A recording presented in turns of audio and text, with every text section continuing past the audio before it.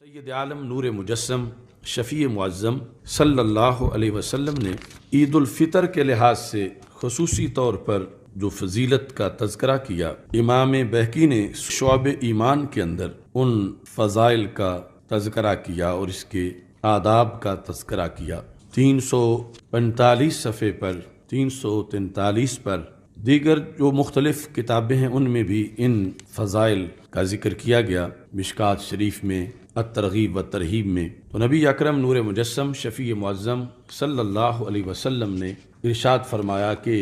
فَإِذَا كَانَتْ لَيْلَةُ الْفِطْر، جب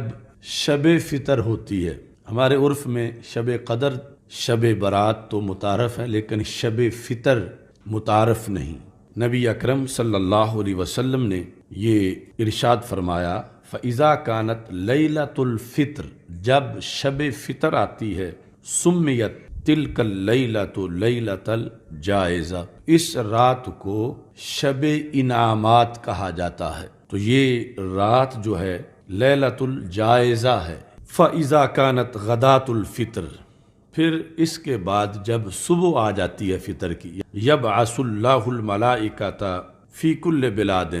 تو رب ذوالجلال تمام روئے زمین پر جہاں بھی مسلمان رہتے ہیں فرشتوں کو بھیجتا ہے۔ فَيَحْبِطُونَ إِلَى الْأَرْضِ، تو وہ زمین کی طرف آتے ہیں۔ یعنی ایک تو اللہ کا نظام ہے روزانہ فرشتوں کی آمد، جو نماز عصر اور نماز فجر میں شفٹ تبدیل ہوتی ہے، تو یہ فرشتے اس کے علاوہ ہیں۔ اللہ تعالیٰ ان کو بھیجتا ہے فَيَقُومُونَ عَلَىٰ أَفْوَاهِ السِّكَكِ، جو گلیوں کے چوک ہیں ان میں یہ کھڑے ہو جاتے ہیں۔ افواہ کا لغوی معنی ہے منہ، تو یعنی جو مین وہاں پر داخلہ انٹرنس ہے جس جگہ پہ، وہاں چوکوں کے اندر فرشتے آ کے کھڑے ہو جاتے ہیں۔ فَيُنَادُونَ بِصَوْتٍ يَسْمَعُ مَنْ خَلَقَ اللَّهُ عَزَّ وَجَلَّ،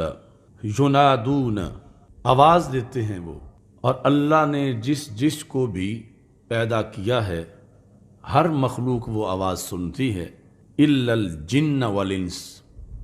جن اور انسان وہ آواز نہیں سنتے۔ عید کے دن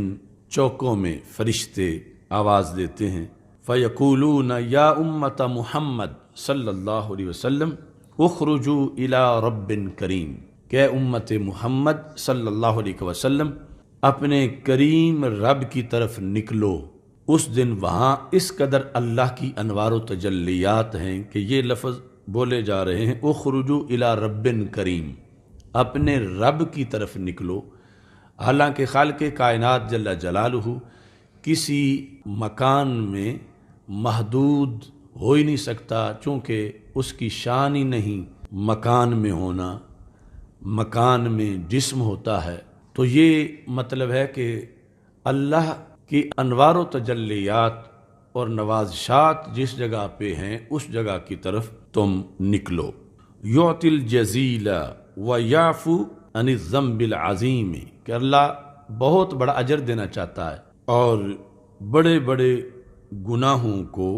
بخشنا چاہتا ہے۔ فَإِذَا بَارَزُوا لِمُصَلَّاهُمْ، تو جس وقت لوگ عیدگاہ کے لیے نکلتے ہیں اور مجمع لگ جاتا ہے، یقول اللہ عز وجل للملائکہ، تو رب ذوالجلال اس وقت فرشتوں سے پوچھتا ہے بطور مشورہ، اور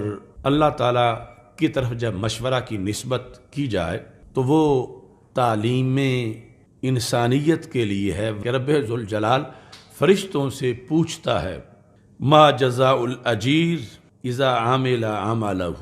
فرشتوں تم مجھے اس مزدور کے بارے میں بتاؤ کہ جس کو کسی نے اجرت پہ رکھا تھا اور کام دیا تھا اور اس نے اپنی ڈیوٹی پوری کر دی ہے، کام مکمل کر دیا، اب اس کے ساتھ کیا کرنا چاہیے؟ فَتَقُولُ الْمَلَائِكَةُ، تو فرشتے جواب دیتے ہیں الہنا و سیدنا، اے ہمارے الہ اور اے ہمارے سردار سید، جزاؤہ ان توفیاہ اجرہ،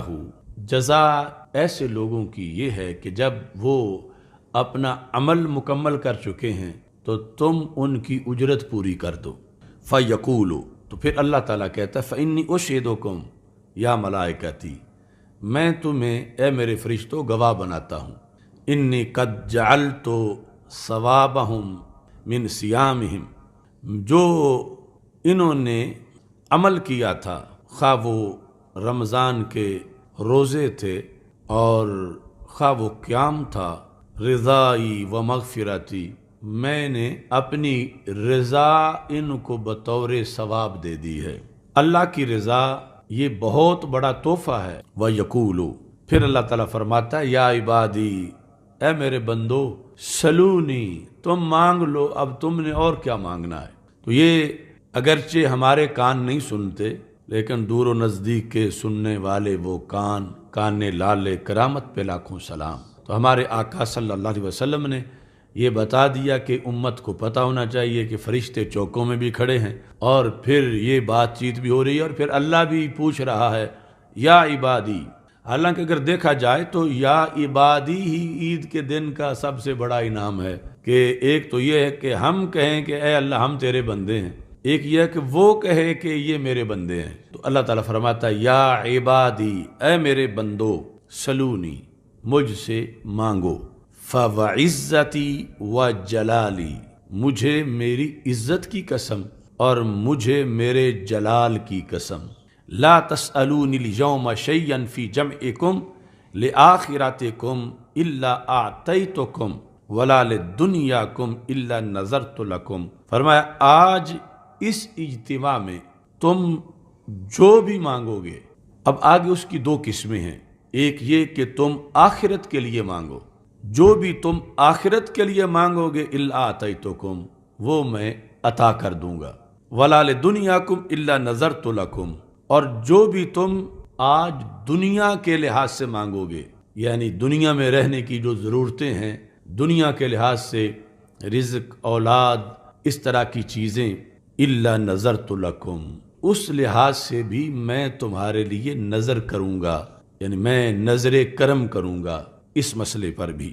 دوبارہ پھر فرماتا ہے رب ذوالجلال فَوَعِزَّتِي، مجھے میری عزت کی قسم، لَأَسْتُرَنَّ عَلَيْكُمْ أَثَرَاتِكُمْ، میں تمہاری غلطیوں پہ پردہ ڈالوں گا، مَا رَاقَبْتُمُونِی، وہ تمام تمہارے پوشیدہ گناہ جو میں جانتا ہوں لوگ نہیں جانتے،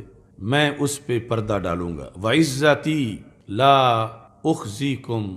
مجھے میری عزت کی قسم میں تمہیں رسوا نہیں کروں گا، یعنی سب کے سامنے میدان معاشر میں وہ آ جائیں، ایسا نہیں ہوگا۔ وَلَا أَفْضَحَكُمْ بَيْنَ يَدَيْ أَصْحَابِ الْحُدُودِ، تو میں لوگوں کے سامنے تمہیں ذلیل و رسوا نہیں کروں گا۔ انصرفوا مغفورا لکم، اب تم گھروں میں چلے جاؤ، یعنی عید تم نے پڑھ لی ہے تو یہ واپسی جانے کا بھی حکم اللہ کی طرف سے بہت اطمینان بخش ہے کہ خالق کائنات جل جلالہ نے واضح کر دیا کہ تمہارا مقصد پورا ہو گیا ہے، اور اب میں خوش ہوں کہ تم چلے جاؤ، تم نے حق ادا کر دیا ہے۔ مغفور لکم، کس حالت میں چلے جاؤ؟ اس حالت میں کہ تم بخشے گئے ہو، یعنی یہ خبر سن کے آئے تھے تم تو اس وقت اور صورتحال تھی، گناہوں کی گٹھڑیاں، مختلف قسم کے مسائل، مختلف قسم کی حاجات، اور یہ تشویش کہ پتہ نہیں کیا بنتا ہے، اس طرح کی کیفیت تھی، اور اب میں نے تمہیں نواز دیا ہے۔ قد ارضیتمونی ورضیت عنکم، تم نے مجھے راضی کر دیا ہے، میں تجھ سے راضی ہو گیا ہوں۔ ارضیتمونی، تم نے مجھے راضی کیا ہے اور میں راضی ہو گیا ہوں۔ تو جس وقت رب ذوالجلال یہ ساری گفتگو کرتا ہے فتفرح الملائکہ، تو فرشتے خوش ہو جاتے ہیں، چونکہ انسانوں کو تو سنائی نہیں دے رہی، فرشتوں کو سنائی دے رہی ہے۔ وَيَسْتَبْشِرُونَ بِمَا يُعْتِي اللَّهُ عَزَّ وَجَلَّ هَذِهِ الْأُمَّةِ إِذَا أَفْطَرُوا مِنْ شَهْرِ رمضان، یہ ایک دوسرے کو پھر مبارکباد دیتے ہیں، فرشتے ایک دوسرے کو خوشخبری سناتے ہیں کہ دیکھو رب ذوالجلال نے اس امت کو کتنا نوازا ہے، اور خالق کائنات جل جلالہ نے کس قدر اس امت پر اپنا خصوصی فضل فرمایا ہے۔